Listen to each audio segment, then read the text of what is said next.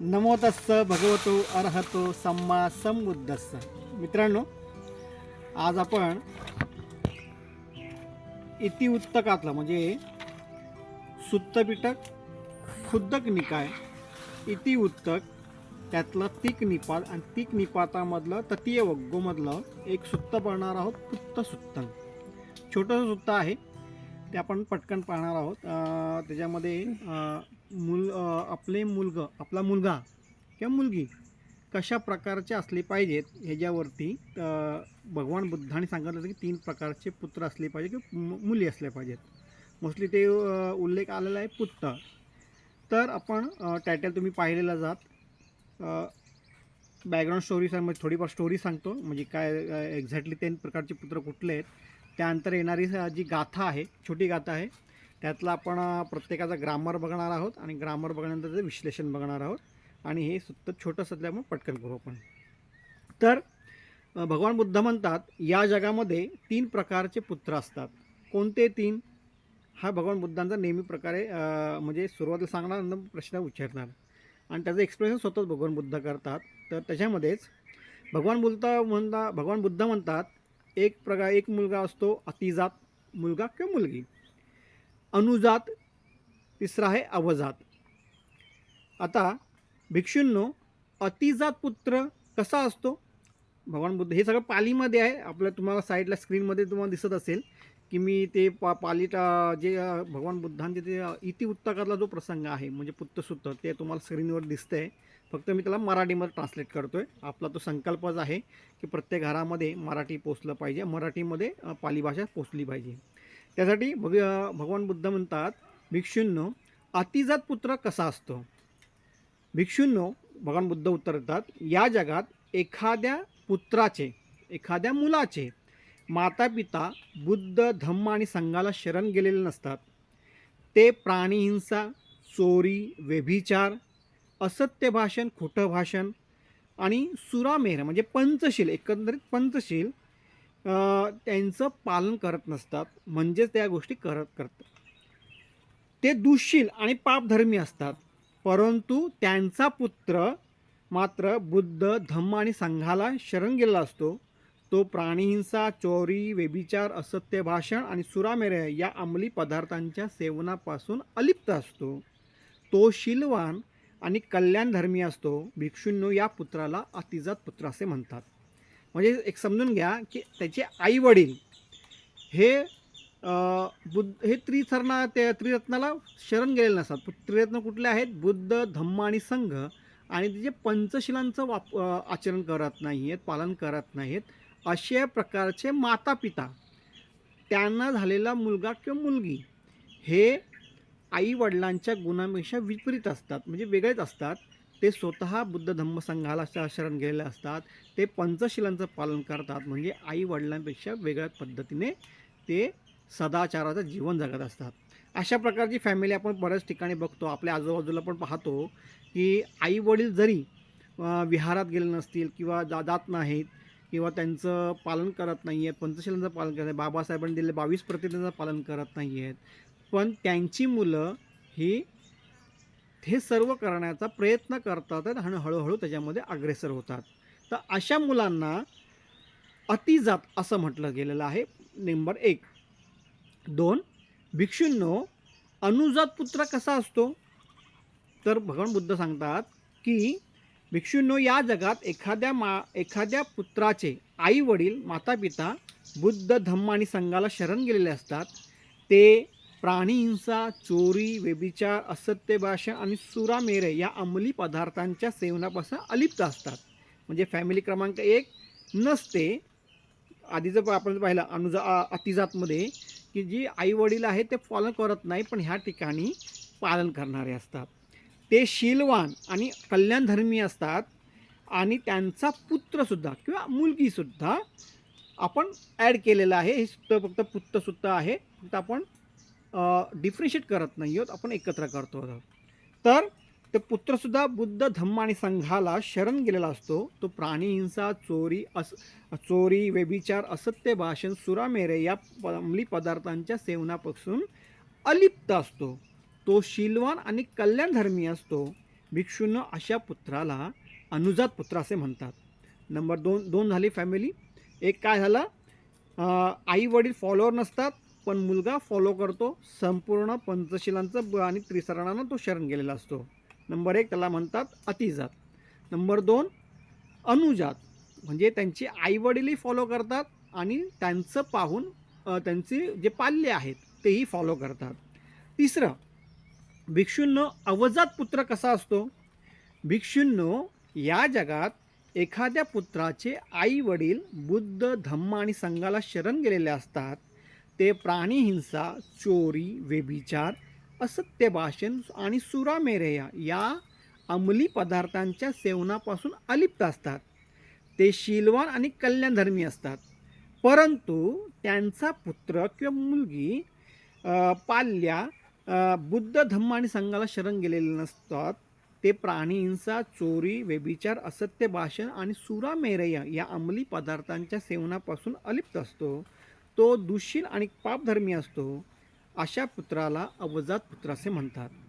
कसा बघा, 3 फॅमिली सांगितल्या इथे. 3 फॅमिलीमधली पहिली फॅमिली आहे कुठली, जर ते आई वडील हे फॉलोअर नसतात पण मुलगा किंवा मुलगी हे फॉलोअर असतात बुद्ध धम्म संघाचे आणि पंचशिलांचं. सेकंड नंबरची फॅमिली आहे ती आई वडीलही फॉलो करतात, बुद्ध धम्म संघ आणि पंचशिलांचं आचरण करतात आणि मुलगा किंवा मुलगी त्यांच्या पद्धतीने फॉलो करतात. तिसरं आहे की आई वडील फॉलो करतात आहेत पण मुलगा किंवा मुलगी ते फॉलो करत नाही. हे आपण आपल्या आजूबाजूचं दैनंदिन वातावरणातलं चित्रच आहे. तुम्ही बघत असाल की आज आपण बुद्ध विहारामध्ये जेव्हा जातो तेव्हा बरीचशी संख्या ही वरिष्ठ लोकांची असते, तरुणांची संख्या कमी असते, तरुणींची संख्या कमी असते. ते आई वडील जर फॉलोअर असतात पण मुलगा किंवा मुलगी हे फॉलोअर नसतात. हे दैनंदिन चित्र आपल्या आयुष्यातलं चित्र इथं सांगितलेलं आहे. तर हे 3 प्रकारचे पुत्र किंवा मुलगी आपण भगवान बुद्ध सांगतात की 3 प्रकारचे असतात. नंबर 1 अतिजात, नंबर 2 अनुजात आणि नंबर 3 अवजात. अशा प्रकारचं ते सांगितलेले आहेत. भगवान बुद्ध पुढे म्हणतात, बुद्धिमान किंवा विवेकी लोक अतिजात आणि अनुजात पुत्राची कामना इच्छा करतात परंतु अवजात पुत्राची कामना करत नाही, कारण असा पुत्र कुळाचा नाश करतो किंवा कुलघातक ठरतो. या जगात एवढेच पुत्रांचे प्रकार आहेत. जे उपासक श्रद्धा आणि शिलाने युक्त, उदार आणि कंजूषपणापासून मुक्त असतात. ते दाट ढगांच्या आवरणातून मुक्त झालेल्या चंद्राप्रमाणे वेगवेगळ्या सभांमध्ये किंवा समाजात सुशोभित होतात किंवा तळपतात. अशा प्रकारची गाथा इथे आहे.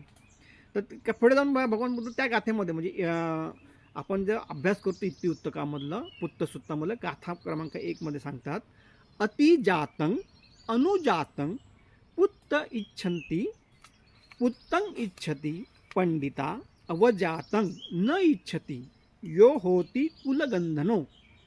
आता अतिजातं आपण पाहिलेला अर्थ आहे, तरी पण अतिजातं हा शब्द 2 शब्दांनी बनलेला आहे. नंबर 1 अति आणि दुसरा आहे जात, म्हणजे गुणांनी पालकांपेक्षा श्रेष्ठ किंवा अधिक प्रगत असलेला पुत्र, सुपेरियर सन. अतिजात म्हणजे सुपेरियर सन जो आपल्या आई वडिलांपेक्षा गुणांमध्ये श्रेष्ठ असतो.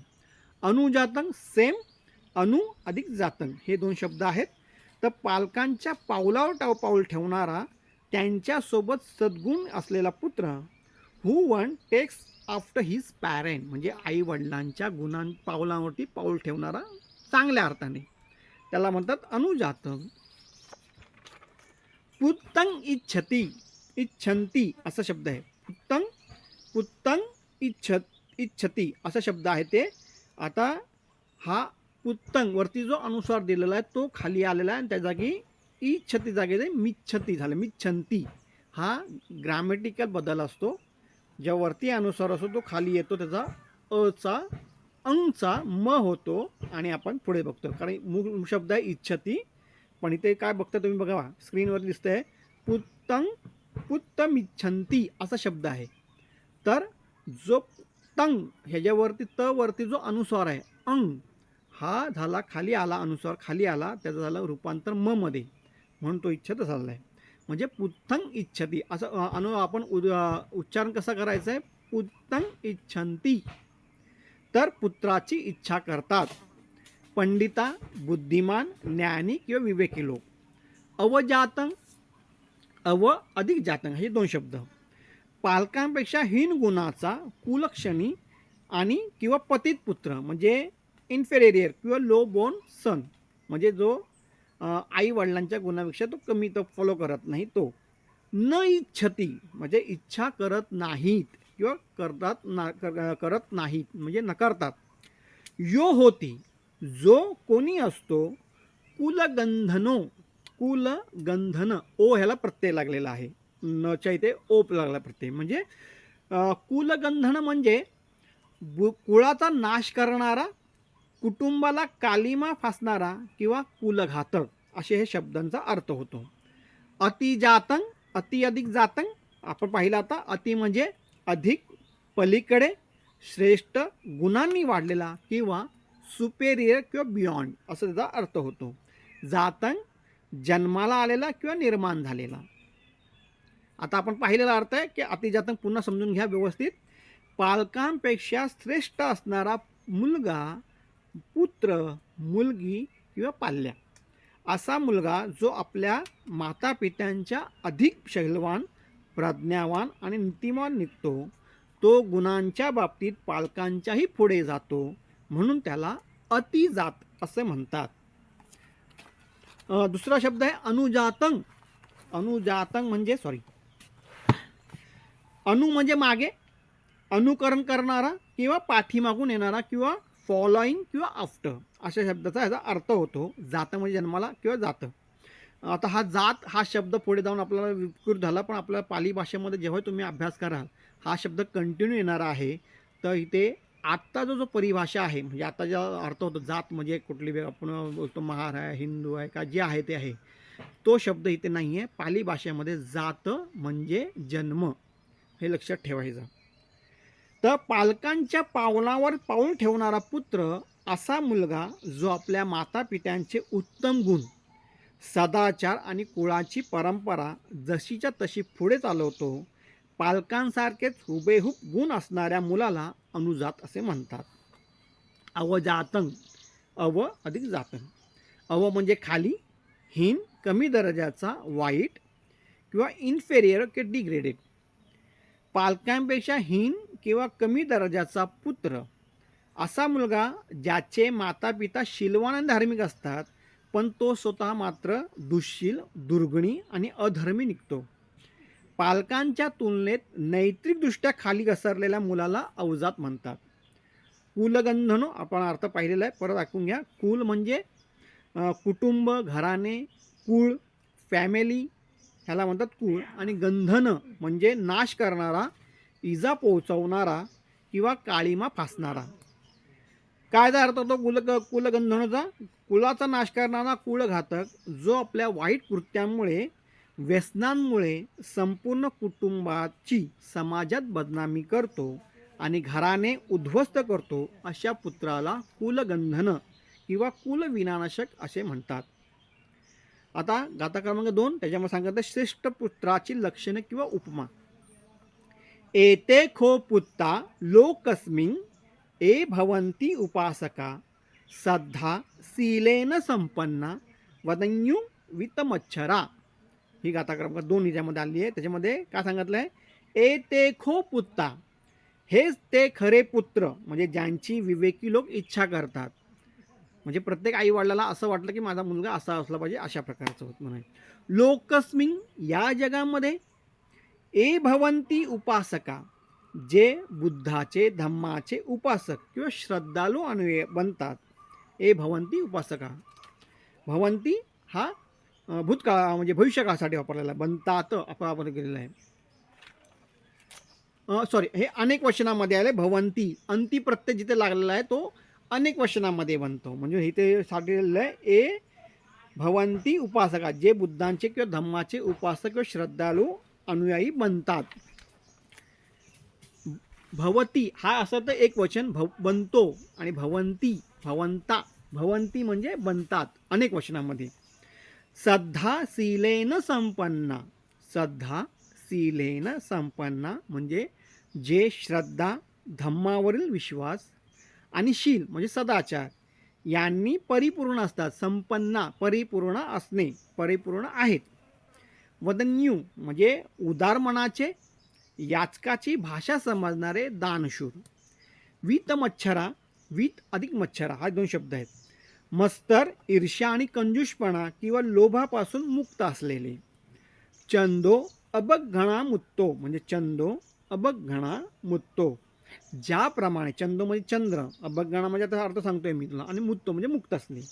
म्हणजे ज्याप्रमाणे दाट ढगांच्या म्हणजे अबगघण गर्द सावलीतून मुक्त झालेला पूर्ण चंद्र प्रकाशतो. म्हणजे आपण जे पाहतो की ढगांच्या सावलीमध्ये पौर्णिमेचं चंद्र असेल, ढग आले असतील, तर त्याच्यातून जेव्हा ढग पुढे जातात त्यानंतर जो चंद्र आपल्याला चमकताना दिसतो त्याची उपमा इथे दिलेली आहे. परिसासु विरोचरे, परिसासु विरोचरे म्हणजे यातले 2 शब्द आहेत, परिसासु आणि विरोचरे. परिसा म्हणजे सभा, परिषद किंवा बैठक किंवा मंच. परिषा या शब्दाचा उगम परी म्हणजे भोवती किंवा चहूबाजूनी आणि सद बसणे यापासून झाला आहे. म्हणजे जेव्हा लोक एखाद्या प्रमुख व्यक्तीच्या, शिक्षकाच्या किंवा विषयाच्या भोवती चर्चा करण्यासाठी बसतात त्याला पाली भाषेत परिसा म्हणतात. आता बौद्ध साहित्यात आणि धम्माच्या संदर्भात परिसा या शब्दाचे प्रामुख्याने 2 भाग पडतात. नंबर 1 भाग कुठला आहे तर 4 मुख्य परिसा, चतुस्सो परिसा त्याला म्हणतात. चतुस्सो परिसा म्हणजे 4 मुख्य परिसा. बुद्धांनी धम्माचा प्रचार प्रसार करताना किंवा त्यांच्या अनुयायांची विभागणी 4 प्रमुख परिसा म्हणजे सभा किंवा परिषदामध्ये केलेली आहे. नंबर 1 भिक्खू परिसा म्हणजे भिक्षूंची परिषद किंवा संघ. भिक्खुनी परिसा भिक्षुणींचा म्हणजे भिक्खुणींचा संघ. उपासक परिसा, उपासक म्हणजे गृहस्थ पुरुष अनुयायी, आणि उपासिका परिसा म्हणजे गृहस्थ स्त्री अनुयायी. अशा प्रकारचा हा पहिला भाग आहे. तर सामाजिक आणि राजकीय सभा असा दुसरा भाग आहे. तर त्याच्यामध्ये धम्माव्यतिरिक्त सर्वसामान्य जगात जेव्हा लोक एकत्र येतात तेव्हाही हा शब्द वापरला जातो. तेव्हा जसे की खत्तीय परिसा क्षत्रियांची किंवा राजांची सभा. ब्राह्मण परिसा ब्राह्मणांची किंवा विद्वानांची सभा. गहपती परिसा गृहस्थांची किंवा व्यापारांची सभा. परिसासु हा परिसा या शब्दाचा सप्तमी विभक्तीतील अनेक वचन म्हणजे लोकेटिव्ह प्लुरल चा रूप आहे, ज्याचा अर्थ होतो सभांमध्ये किंवा विविध समुदायांमध्ये. थोडक्यात सांगायचे तर परिसा म्हणजे केवळ गर्दी नाही तर ठराविक हेतूने किंवा संस्कारांनी एकत्र आलेला सुसंस्कृत समूह किंवा सभा होय, अशा तत्त्वाचा अर्थ होतो. पुढचा शब्द आहे विरोचरे. विरोचर म्हणजे तळपणे किंवा चमकणे, शायनिंग ब्राईटली, शोभून दिसणे, लुक्स ब्युटिफुल ऑर साइटेड, तेजस्वी आणि प्रकार असणे किंवा प्रखर असणे. अशा प्रकारचे 3 अर्थ याच्यात आला आहे. तर व्याकरणदृष्ट्या हा वर्तमान काळ प्रथम पुरुष एक वचनचा धातू आहे, ज्याचा अर्थ आहे ते सर्व चमकतात किंवा शोभून दिसतात. हा शब्द 2 भागांपासून बनलेला आहे. पहिला आहे वी म्हणजे हा उपसर्ग लागलेला आहे की त्याचा अर्थ होतो विशेष रूप किंवा प्रकर्षाने, आणि रुच धातू आहे हा प्रकाशने किंवा आवडणे. तर जेव्हा रुच धातूला वी हा उपसर्ग लागतो, जोडला जातो, तेव्हा त्याचा अर्थ साधा चमकणे न राहता अत्यंत प्रकर्षाने तेजस्वीने किंवा सर्वांमध्ये उठून दिसतो असा प्रकार होतो. आपल्याला हा शब्द कुठे भेटतो एक प्रकारे बघा, विपस्सना. वी हा वेगळा शब्द आहे आणि पस्सना हा वेगळा शब्द आहे. वी हा उपसर्ग आहे विशेष रूपाने, अशा प्रकारचा अर्थ होतो. प्रकर्षाने, विशेष रूपाने किंवा इतर म्हणजे विशेष पद्धतीने आपण जेव्हा पाहतो शरीराला, पस्सना पस्सती हा शब्दापासून आलेला तो शब्द आहे. विशेष रूपाने शरीराकडे पाहणे, शरीराच्या आतमध्ये पाहणे, अशा प्रकारचा तो विपश्यनाचा अर्थ होतो. तसं इथे आहे विरोचरे हा शब्द आला आहे, त्याचा मूळ शब्द आहे विरोचती, हा इथे असमालन आहे. म्हणजे बौद्ध साहित्यात हा शब्द केवळ भौतिक प्रकाशासाठी म्हणजे आता आपण जो वापरतोय तो, जसे की सूर्य, चंद्र किंवा अग्नी वापरला जातो असा नाही, तर गुणांच्या प्रकाशासाठी, मोरल अँड स्पिरिच्युअल रेडियन्स प्रामुख्याने वापरला जातो. चंदो अभगणामुत्तो परिसासु विरोचरे, म्हणजे येथे विरोचरे किंवा विरोचंतीचा वापर शक्तिशीलवान पुत्रासाठी केला आहे. ज्याप्रमाणे काळाकुट्ट ढगांच्या आडून बाहेर आलेला चंद्र, म्हणजे मी आता मग काही सांगितलं की आता पौर्णिमा चंद्र आहे, त्याच्यासमोर समजा ढगं आली आहेत, तर ढगं हळूहळू पुढे गेल्यानंतर ज्याप्रमाणे चंद्र चमकतो त्याची उपमा इथं दिलेली आहे. तो संपूर्ण आकाशाला ढवळून काढतो. अगदी त्याचप्रमाणे जेव्हा एखादा शीलवान, श्रद्धावान आणि दानशूर व्यक्ती कोणत्याही परिसा म्हणजे सभेमध्ये किंवा लोकांच्या समोर जातो, तेव्हा तो आपल्या गुणांमुळे, सदाचारामुळे तिथे विरोचती म्हणजे अत्यंत सन्मानाने शोभून दिसतो किंवा तळपतो. उदाहरण घ्या, डॉक्टर बाबासाहेब आंबेडकरांचं उदाहरण आपल्यासमोर आहे. ते ज्या ज्या परिषदेमध्ये गेले, ज्या ज्या ठिकाणी गेले, तिथे ते तळपून उठलेले आहेत, उत्कृष्ट पद्धतीने दिसून आलेले आहेत. त्यांच्या शिलांच्या आचरणामुळे, सदाचारामुळे ते चमकतात. कुठल्याही सभेमध्ये गेले ते चमकतात. अशा प्रकारचे गुण तुमच्या आमच्यामध्ये असणं खूप गरजेचं आहे. तर ह्यासाठीच बुद्धांनी सांगितलं की 3 प्रकारचे मुलं असतात. काय सांगितलेलं आहे? 3 प्रकारची मुलं कुठली होती? ते अतिजात, अनुजात आणि अवजात. ह्यातले कष्ट कर्ज आपण काय तर थोडक्यात सांगायचं काय, तर थोडक्यात सांगायचं काय, विरोचती म्हणजे केवळ बाह्य चकाकी नव्हे, तर आंतरिक आणि आंतरिक सील आणि सद्गुणामुळे समाजात मिळणारे तेज किंवा आदर होय. तर अशा प्रकारचं आपलं पर्सनॅलिटी असली पाहिजे, ही इथे एक्सप्लेन केलेलं आहे. इति म्हणजे अशा प्रकारे ज्ञानी आणि विवेकी लोक जगामध्ये अतिजात, पालकांपेक्षा श्रेष्ठ, आणि अनुजात, पालकांच्या बरोबरीचे सद्गुण अशा पुत्रांची इच्छा करतात. परंतु ते अवजात पुत्राची इच्छा कधीच करीत नाही, कारण असा पुत्र कुलाचा नाश करणारा किंवा कुलघातक ठरतो. ह्या ओळीचा अर्थ आहे. या जगामध्ये जे पुत्र सद्गुणी उपासक बनतात ते उत्तम श्रद्धा आणि शिलाने संपन्न असतात. ते दानशूर आणि मस्तर आहेत, म्हणजे कंजूषपणा नसलेले, किंवा म्हणजे दुसरा अर्थ सांगायला की ते अनाथपिंडिकाचं उदाहरण आपल्यासमोर आहे. त्याने आपल्या आयुष्यामध्ये दानच केलं आहे, त्यामुळे त्याचं नावच पडलं अनाथपिंडिक. तर अशा प्रकारे तेच खरे पुत्र आहेत. ज्याप्रमाणे दाट ढगांच्या आवरणातून मुक्त चंद्र आकाशात चमकतो, त्याचप्रमाणे हे श्रेष्ठ पुत्र मानवी सभांमध्ये आणि समाजामध्ये आपल्या गुणांनी तळपतात. बौद्ध साहित्यामध्ये विशेषतः सुत्त पिटकामध्ये पुत्रांचे हे 3 प्रकार खूप प्रसिद्ध आहेत. या ओळींद्वारे मानवी जीवनात केवळ संतती असण्याला महत्त्व दिले नाही, तर ती संतती शीलवान आणि गुणवान असण्याला महत्त्व दिलेले आहे. म्हणजे काय सांगू, दुसऱ्या अर्थाने सांगाल की बुद्धांनी कशा पद्धतीने विश्लेषण केलेलं आहे की आपल्याला जी संतती होते ती संतती 3 प्रकारची असतात. पण त्या आधी आपल्याला समजून घ्यायला पाहिजे त्यांचे पालक पण तशा प्रकारे आहेत. जे पालक फॉलो करत नाही पण मुलं फॉलो करतात आहेत, जे मुलं फॉलो करतात आहेत आणि ते पालक फॉलो करतात आहेत म्हणून मुलं फॉलो करतात आहेत. एक पालक असा आहे की जे फॉलो करतात पण मुलं फॉलो करत नाहीत. तर हे 3 प्रकार मुलांचे इथे भगवान बुद्धांनी व्यवस्थित सांगितले आहेत. कुळाचे नाव उंचवणारा अतिजात किंवा कुळाची मर्यादा सांभाळणारा अनुजात पुत्र समाजासाठी उपकारक ठरतो. जो व्यक्ती शील, श्रद्धा आणि दानाचा मार्ग स्वीकारतो तो स्वतःच्या अंधकारमय जीवनातून बाहेर पडून ढगांआडून आलेल्या चंद्राचा संपूर्ण समाजात आदरास पात्र ठरतो. तर अशा प्रकारे हे सुत्त पिटक, खुद्दक निकाय, इतिवृत्तक,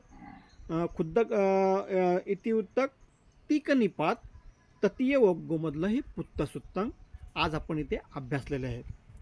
आय होप तुम्हाला हे सुत्त समजलं असेल असं मी गृहीत धरतो. आपल्या सर्वांच्या प्रती मंगलमैत्री व्यक्त करतो.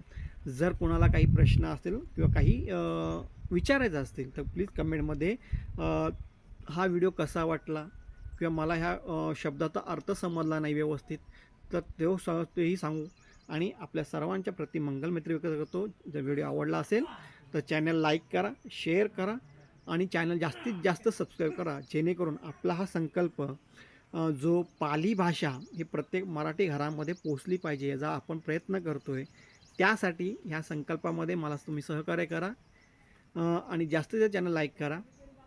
आपण काही दिवसानंतर किंवा महिन्यानंतर प्रयत्न करणार आहोत की हेच सगळे सूत्र हिंदी किंवा इंग्लिशमध्ये ट्रान्सलेट करून सांगण्याचा प्रयत्न करणार आहोत. पण त्यासाठी थोडा पाहूया कसं काय होतं ते. आपण तरी पण आपण प्रयत्न करू. आपल्या सर्वांची साथ आहेतच. पुन्हा एकदा आपल्या सर्वांच्या प्रति मंगलमैत्री व्यक्त करतो. इथेच थांबतो. नमो बुद्धाय.